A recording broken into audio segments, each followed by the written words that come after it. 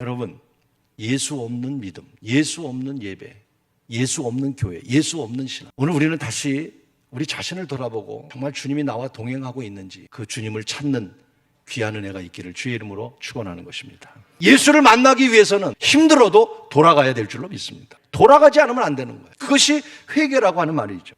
잘못된 길에서 방향을 바꿔야 합니다. 잘못된 생각에서 방향을 바꿔야 됩니다. 잘못된 믿음에서 방향을 바꿔야 됩니다. 잘못된 길에서 다시 우리는 길을 찾아야 합니다, 여러분. 저는 이렇게 정의 내리고 싶어요. 길을 잃었을 때는 시계보다 중요한 것이 나침판이다. 우리는 시간에 얽매여 살아갑니다. 그렇습니다. 살아가는 데는 시계가 필요합니다. 그런데 길을 잃어버렸을 땐 시계가 중요하지 않습니다. 나침판이 필요합니다. 다시 말하면 우리가 속도가 중요한 게 아니라 방향이 중요하다는 말과 같은 말입니다. 중요한 것은 나침판을 가지고 어떤 길로 갈 것인가 찾는 거죠. 오늘 우리가 신앙생활에 있어서 여러분, 우리에게 중요한 건 속도도 아니고요. 중요한 건 어떤 방향을 향해 가고 있느냐는 것이죠. 만약 내가 옳은 길을 향해 가고 있다면, 하나님이 원하는 길을 향해 가고 있다면 keep going! 달려가십시오.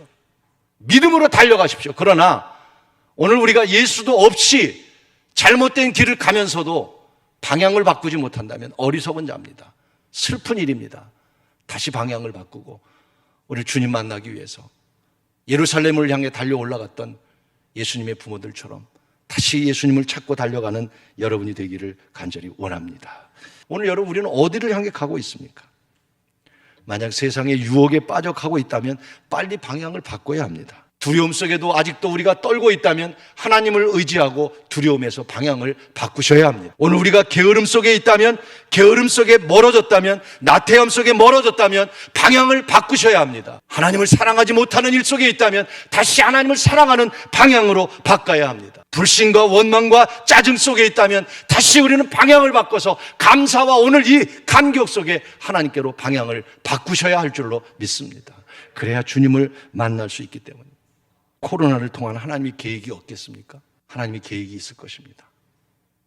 분명히 이 코로나가 징계와 같은 아픔이고 고통이고 세계의 고통이지만 결코 우연은 아닐 것입니다. 하나님은 이 코로나를 통해서도 우리에게 계획한 일이 있으시고 무엇인가 코로나를 통해서 하나님께서 우리에게 원하시는 일이 있으실 것입니다. 그 가장 원하는 일이 뭘까?